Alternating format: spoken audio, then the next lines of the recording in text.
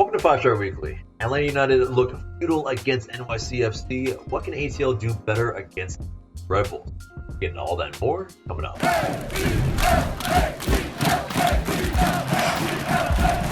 Welcome to the show, 5-Star fam. I'm AJ, and this is Chris. Before we get into it, become part of the notification squad by hitting the bell next to the subscribe button on YouTube. This segment is sponsored by Thinking Man Tavern, a cozy Decatur neighborhood pub. Grab a tasty beverage from a wide variety of selections and a plate of something delicious from the menu. To go, check out Thinking Man Tavern. 5-Star fam, we've started a Patreon, and there are a lot of fun tiers there. Join us and get it in from a grassroots level. That's patreon.com/ATL Utd. And we'll there. But guys, NYCFC, that was quite a match to probably not see. Probably most of us, maybe had one eye on the Hawks game as well, but no. Those of us that watched the whole game against NYCFC, it was a doozy. It was a match that definitely left a lot to be desired. No Joseph Martinez, and pretty much no focal point up top. And Eric Lopez deputizes as that kind of maybe false nine, or I think, he was pretty much the striker, but maybe wasn't able to do striker things per se.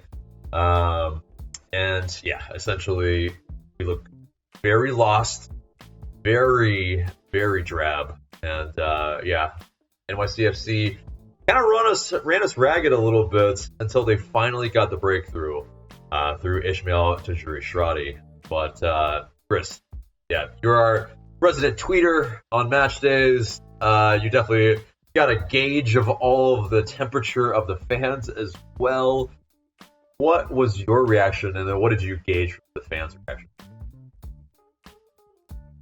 My reaction was that the same issues that have plagued us for seemingly years now have come to the surface. Without our top guy, we don't have any other options. We don't have the ability to break down teams like we used to. And not to bring things back up from the past, but in the Miggy days, and even in the post Miggy year, where we weren't bad. I think it was FD's first year. We at least had the ability to control parts of the games, but right now yesterday we were passengers. We didn't create enough chances. I think we had 3 shots. 4 chances created altogether. We don't create enough. Just don't create enough chances, and that's that.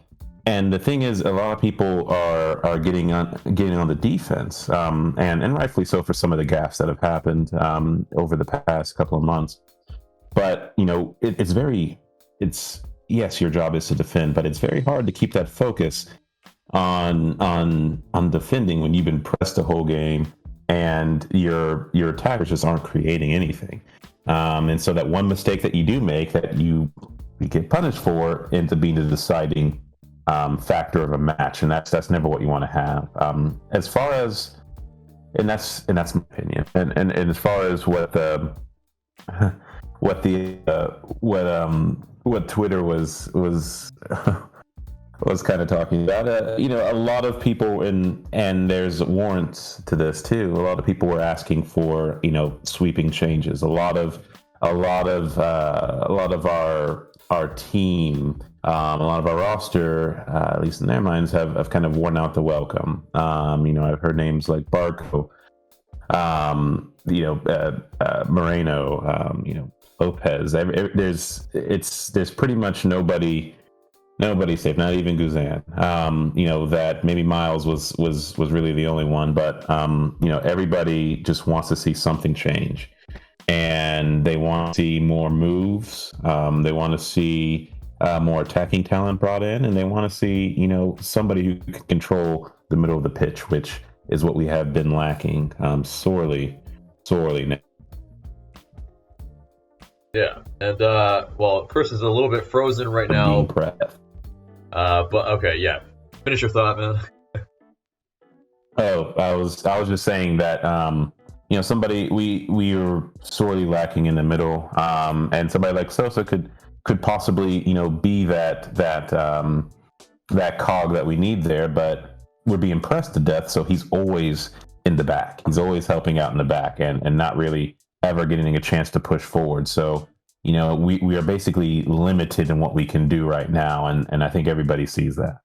Yeah, no, you're definitely right in a lot of regards where, the one error that maybe we get scored on or anything in a match, it's a glaring thing because the attack isn't producing enough to maybe supplant that type of, those type of errors. And it's exactly, these type of issues where I think, Sosa, like you're saying, is being deployed a little bit too far back. Maybe, in my opinion, there's a lot of talk about the man marking system and not any of the zonal play and marking that other teams might do. In which, if they're in this zone, you just pass them off to another player and you won't chase them down the pitch. And that, a lot of people are having issues with that, as well as the fatigue that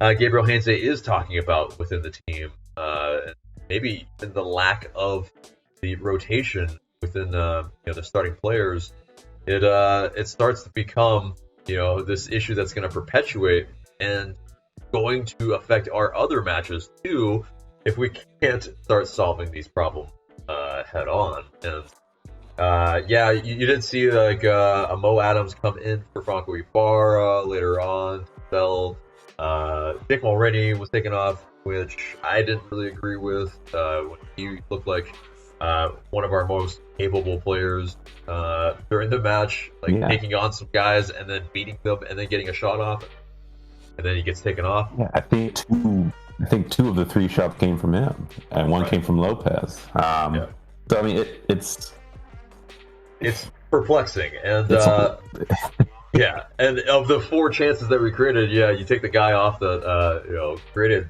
a couple of them by himself. Really, it just seems to be there's a lot of disjointedness, and yes, Gabriel Heinze was not on the sidelines for this one. His assistant, his longtime assistant Todley was, but it is still one of these things, though. Like Heinze even mentioned after the match that he's not that important in terms of him being the if he's on the sidelines or not. Like the players themselves, they have to produce, and so far it just looks toothless up front. We just really lack that cutting edge. Anybody that really wants to take the game by the scruff of the neck and try to put the ball in the back of the net. I mean, it's just there's too many guys too passive, too many guys that would rather be creator than finisher, and you have a team full of guys that are looking to each other to see who's going to step up versus a guy that's like I'm the guy, and that's largely like you were saying, missing a Jose Martinez, but it is symptomatic of the league in terms of don't have the depth like you do in other leagues, but missing one player in Jose Martinez should not just everything. Like we should still have chances created, and it's clear that we were missing him in a weekday match that definitely we had just played 3 days prior, so there are those caveats. Like on Sunday, I think we played decently well in some spurts, and with Brooks Lennon creating 8 chances or up to 8 chances with key passes and the crosses that he made. But in this match, it just you didn't see as much from us because like you were saying, we got pressed to death. We don't play well against that. Do that to us, especially when we're prioritizing that session. And we were a little too happy to just pass it around the back.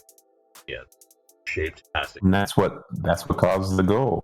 That passing in the back is what causes the goal. And I'm usually hesitant to buy into when the coach says that it's on the players for the most part and whatnot, especially when the transfer window is open and such. It's usually a good way for coaches to kind of put it to the ownership to say, hey, give me a bigger budget, let me get some more guys. But I don't think Heinze is wrong here. There's just not a lot of depth. There's been injuries. I think Dom had his first playing time in a while. Mo Adams league debut at least. There are guys that just aren't match fit that we had to turn to as options. And you could see when they came on, it was just there was a strong disconnect. And I think though where the coach can step in is that you have to create. Yes, you have a way of playing, but you also have to look at the talent that you have, and try to figure out how to maximize what you do have. If you're playing teams that are going to press you, then probably doing the man marketing isn't the best idea for a team that's already kind of weary. Just in my opinion, and I saw, and to your point about having a guy who will want to take the initiative to the other team. We got, and it might be because the NBA postseason is going on, but we got a lot of Ben Simmons comparisons last night, and that's never a good thing. Definitely never not a good thing. Not this season, but yeah, definitely. Looking at some of the stats from this match, an XG of 0.32 according to Doug Roberson. Pretty futile there. Like I said earlier, the 4 chances created, season low. A lot of people are gonna try to slate a lot of the players that haven't played a lot and came in recently.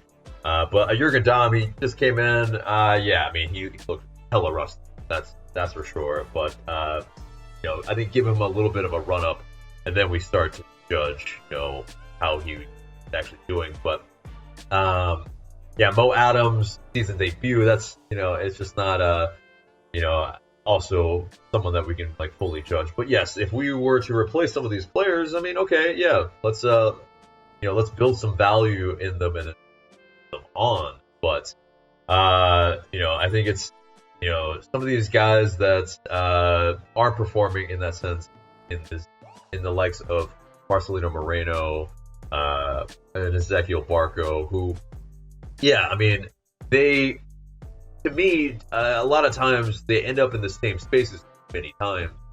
Same issues with Barco and Pete, where there was a chance that they kind of got in each other's way, Moreno and Barco match. That's hella annoying because it's just one of them's got to stay wide, one of them's got to, if you want to interchange, then try to smart about the spaces that you occupy. But it's neither of them really want to shoot. That's the thing that kills you. They want to create the chance, but they don't really necessarily want to be the scorer. And and I think it's this, some people might slate Miles Robinson as well for the errant pass that led to the goal, but I think it's at that point, we had been playing out of the back for nearly the entire match, and at one point you even noted on Twitter that Brad Guzan maybe had more touches in his box than LA United had in NYCFC's box. So it's symptomatic, I think, here. Also, Dan had a season high 6 saves. I mean, it's just we were getting hurt. They were, running us all over the pitch, and we were chasing shadows. So it's something that, there's the caveat. It's a weekday match after a weekend match. So yes, there is that. But it doesn't mean that we just had a month off, essentially, or 3 weeks. We should be still relatively fresh. So, should be. And, I think, if you're going to kind of blame a little bit of fatigue on this, I mean, I think it's a little bit strange. Not exactly something that I would accept readily. So, but anyway, go ahead. You had a wild build-up to prepare for. Sorry, you have again, to me, like this. That's why I don't necessarily just bias just on a player thing, because as a coach, you have a good lead up to kind of evaluate, like, can my team do this for 90 minutes? And if the answer is no, you need to have some plans in mind there. So right, exactly. Make subs a little earlier, maybe 60-minute subs. That way, there's guys that aren't just absolutely being just run down into the ground. But either way, let's wrap this up on the NYCFC match. Any final thoughts on this match?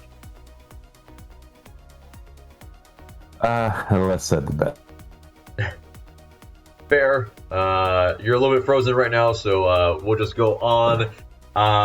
Next match is against the New York Red Bulls on Sunday at 3:30 at the Benz, and we will have that preview later on in the episode. But let's get into the news as I click this thing at the same time. But the Unity kits, Adidas has apologized for the error, for that backwards writing in Hebrew.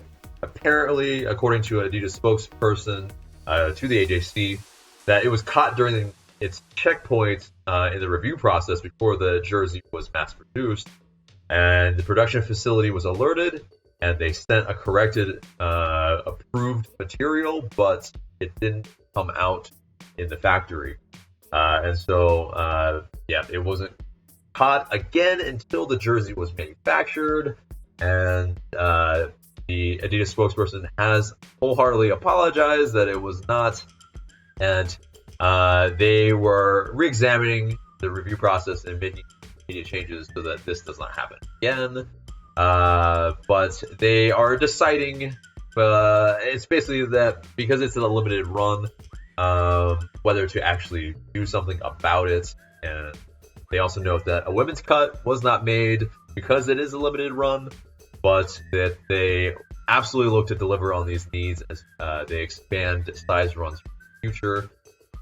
Chris, what are your thoughts on that statement from Adidas?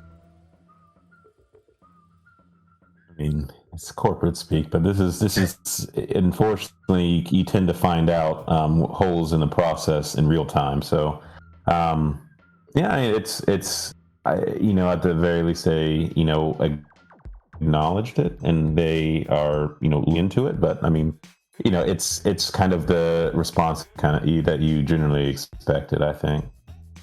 Yeah, at least they apologized for it. I think,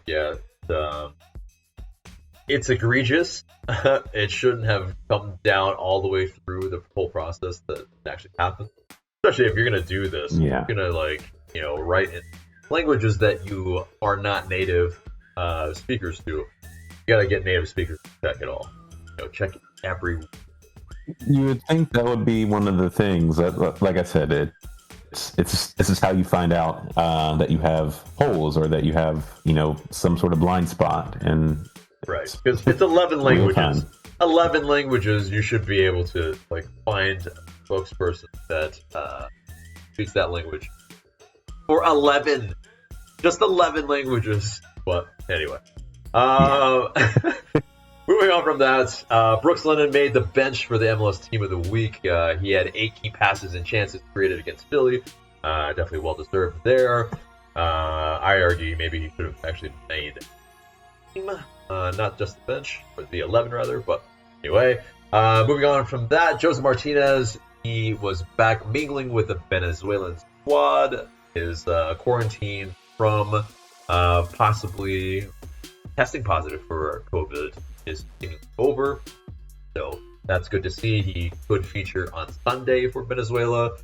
Could not get back soon enough, but yeah, it's Hopefully it's just 3 matches, but for Venezuelans, I'm sure they hope that they're longer in COVID. But moving on from that, Jeff Rbny is going to fill in for Mo Adu on Sunday broadcast, as Mo Adu is going to be covering other things. But Larry, that post by LA United where it's the MLS Cup parade, and it's that little cardboard piece of paper, or not piece of paper, but that little cardboard thing where he asked who has beer at the MLS Cup parade. They instead wrote, who wants to see me on Sunday's broadcast. I think that was brilliant. That's a very good tweet from the team. It's been, I'm not gonna lie, there haven't been some tweets that really made a lot of fans too happy lately, but that one was definitely one of them. But anyway, let's move on from that. And Doug Roberson had this tweet out that looking at the top salaries for Atlanta United, the goals scored in this MLS season, Joseph at 3.9 million goals, Dom at 1.58 million, 0 goals, 0 assists, Barco 1.425 million, 1 goal, 1 assist, Mesa 975,000 on loan, Heinemann at 900,000, 1 goal, 1 assist, Suzanne, of course, 805,000, 0 goals. Wouldn't expect the goalkeeper to have goals anyway. That total is $9.585 million for 4 goals and 2 assists through about, about 9 games. Yeah, it's not great, Bob. But what are your thoughts on that kind of revelation of those stats and those salaries? Again, it points to a deeper issue. That is the money really going to the right places? And again, you can take a Guza Martinez off of that, but as far as players like Barco and whatnot, you have to ask the question, did we get, has this been the best investment? And it's hard to justify to that point. Now, sure, if we don't concede 2 late goals in back-to-back matches, it looks a lot better. Probably, it does look a lot better. It's like, well, we don't have to score 5 goals. We can just score 1 or 2, and we'll be able to hold them out to win the game.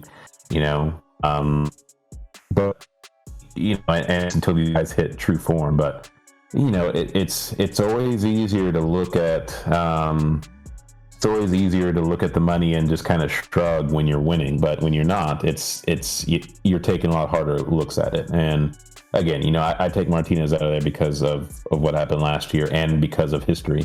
And Guzan as well. It's a keeper, and he's made plenty of good saves. Yesterday included. To keep our score lines more respectable at times. So. But yeah, you have to ask the question if there is, and a lot of fans, are questioning the front office in this. Are we identifying the right talent, and are we overpaying for the wrong talent?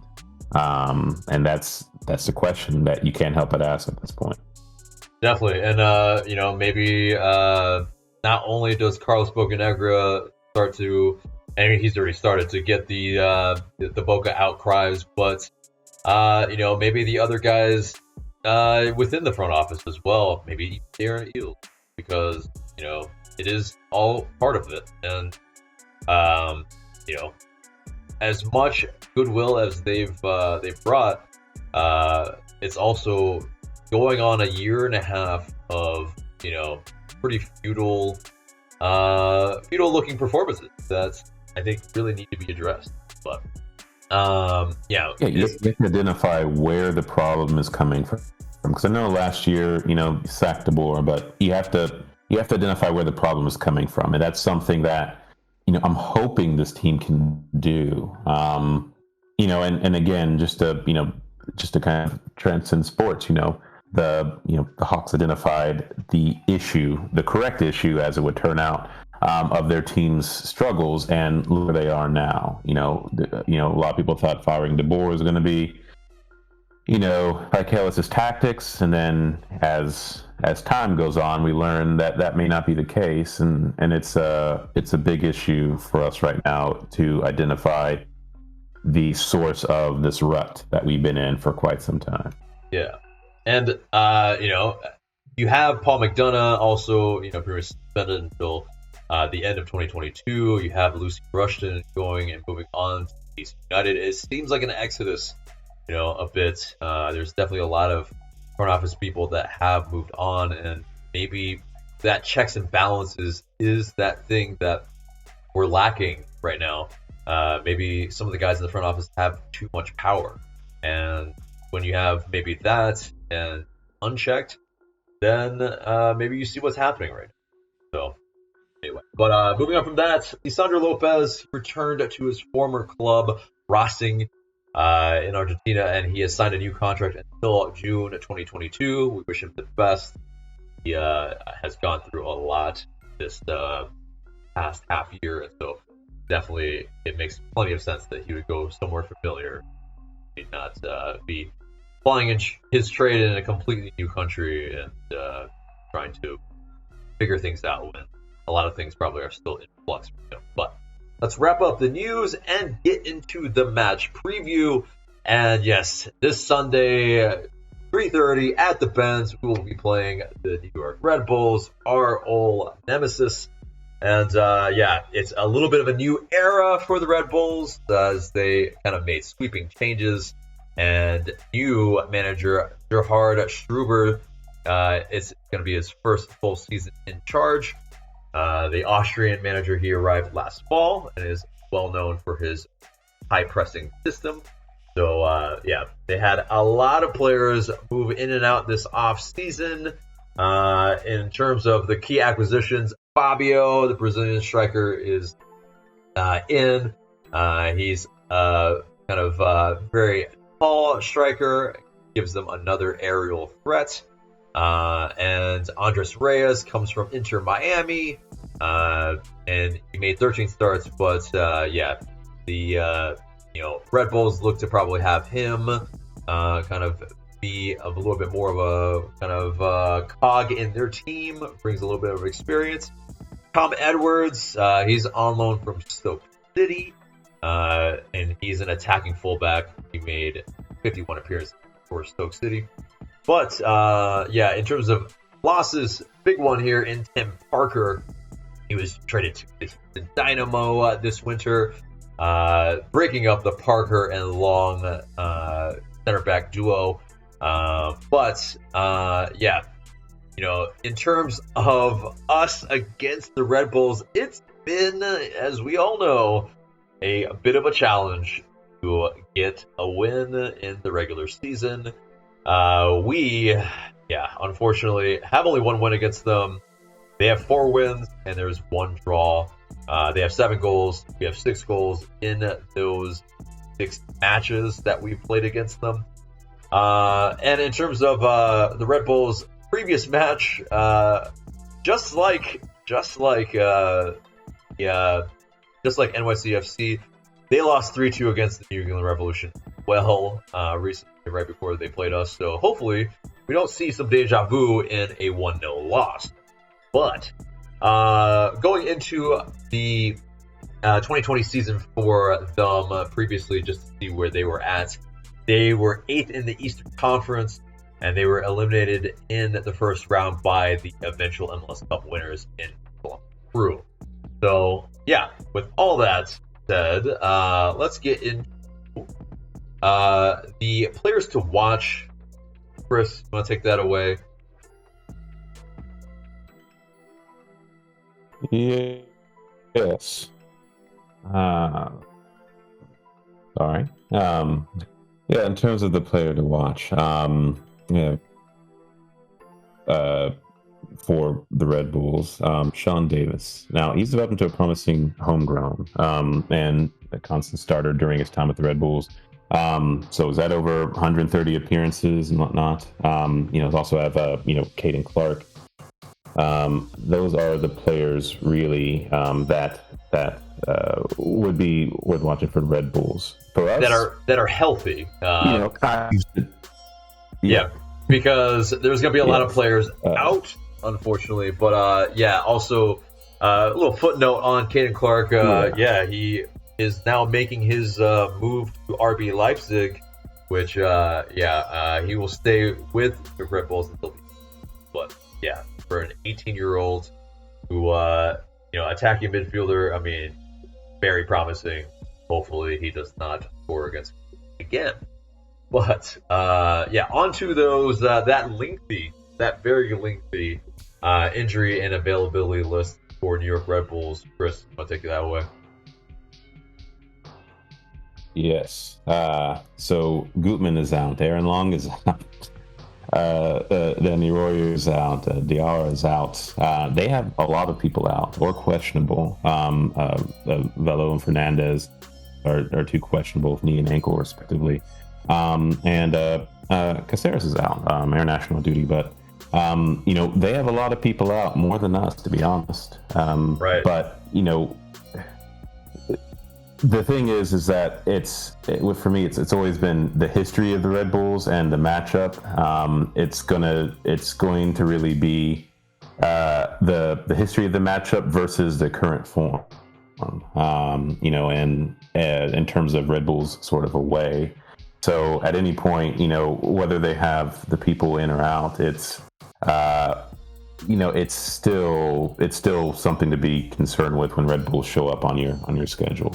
Right, because they're still going to be a high-pressing team. They're still going to play a lot of long balls. They're going to cross from wide. They're going to stretch us when they have the ball and be direct. So, it's going to be something that we always contend with. It's a next man up type of thing for them all the time. We've had a lot of their players, like key guys, out before, and it's not really phased them. It's kind of annoying. But one name that I'm especially glad to see out is Danny Royer, because he just almost always seems to score against us. So hopefully that is the case, that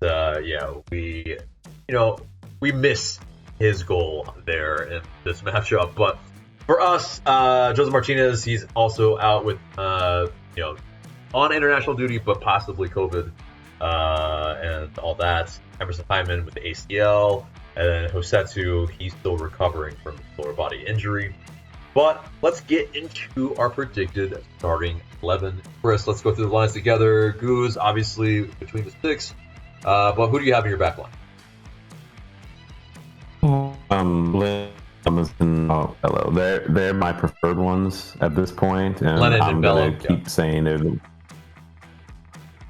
they're my preferred at this point, and I'm not going to change it until I see a couple more clean sheets with somebody else, or any clean sheets, to be honest, just to toss things up. So agree with that. But I think Bello, he's been playing great, but I think he needs a little bit of a rest. A young kid, we don't need to be just running him down in the ground. So Mikey Ambrose comes in for me, but otherwise, same 11. There's maybe less fatigue, possibly per se, between the center backs. So I'm good with that center back pairing for now. Into the midfields, who do you got? Barra, Moreno, and Sosa. In the midfield, but those three I think have been consistent, especially with Hyman out long term. I just don't see where we get the rotation from. Neither Mo Adams nor Dom look like they can just kind of jump into the starting 11 or anywhere near it. So I think we're going to stick to the same midfield pairing or midfield selection that we have been. Yeah. Obviously, Dom's not going to be in the central midfield, but it's I know what you meant. But in terms of Barco, he could have a place in there, but I think Moreno, his best position, at least on this, I think, as a central. But so likewise for me, same midfields, and going up top. Let's. I think for me, I think Mulroney, Barco are the wingers here. and then I'd like to see Jackson Conway kind of get that start because Kubo Torres left a lot of people to be desired. Had a ball literally hit him in the face when he could have pretty much put that into the back of the nets. Eric Lopez left a little bit to be desired on the hold-up play. He definitely has that desire in terms of pressing from the front, but I think it's the still a little bit raw on some of those things. And maybe Conway. Let's see what he can do. Let's see what the kid can do in this respect. When we're lacking in a lot of different things.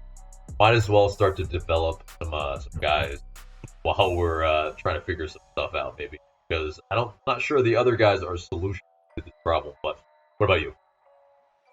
Yeah, I have the same, and I think Morini's shown enough to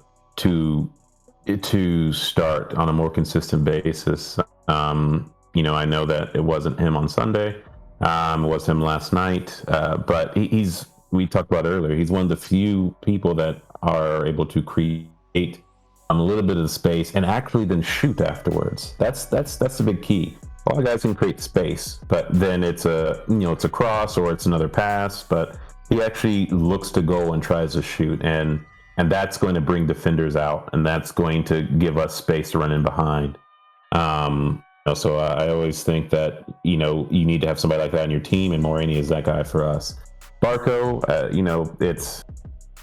I think that he's another one that is, because of where we are in depth, you really don't take him out. I'd like to see him do more, but he had a good run against NYCFC, but yeah, you want to see that kind of end product more on a consistent basis for sure. But yes, let's move on. Conway from two. Yeah, Conway for you. Okay, yeah, that's right. Yeah, and so any thoughts on why Conway should start for you? More or less like what you said. Let's see what he can do. And somebody trying to fight their way into the starting 11, especially in Joseph's absence, might be a little more apt to get things going. So that's what I'm hoping for, at least. Yeah, definitely hungry guys that have shown some ability in different steps up the ladder. Let's see what he can do. But let's get into the odds. According to Bet365, Atlanta United have a 51.3% chance to win this match. Draw at 27.8, as well as New York Red Bulls also have a 27% chance match. But some match facts that are quite interesting. The Red Bulls, they have been losing at both halftime and full time in their last 3 away matches. So, really good to know that. But they've also lost their last 4 away matches. Hopefully, we do not break those ducks for them. But getting into this score prediction, then, what do you got, Chris? I'm hopeful. But, I think it's going to be a grind. I'm looking for a 1-0 win. That's what I hope. That's what I think will happen too. And it's hard to put their form, their away match form against their historical form against us. But I'm going to go with the 1-0. Okay, I would love that. Unfortunately, I am not as bullish, and I have us losing 1-0. I just don't know where these goals are coming from. And it's just history is strong in this one. Generally, it's not going to be, I think, as strong for other matches, but this one, another high-pressing team, and especially with the way we're playing, especially with Joseph out, these are all recipes for just, unfortunately, a weekend that does not pass the happy test. But anyway, guys, let us know what your score predictions are in the comments below. But that wraps up the match preview and gets us into the question of the day. And the question of the day is, do the cries for Boca out get louder after a week like this? I mean, let us know in the comments below. I think we're gonna see a lot of a lot more vocal outcries. It's already happening. It's just, is he the only fall guy? I think there's maybe more than one fall guy here. That's just my opinion, but let us know your opinion in those comments. But guys, that does it for the show. Remember to like, share, comment, subscribe. And for Chris, I'm AJ. Thank you so much for watching.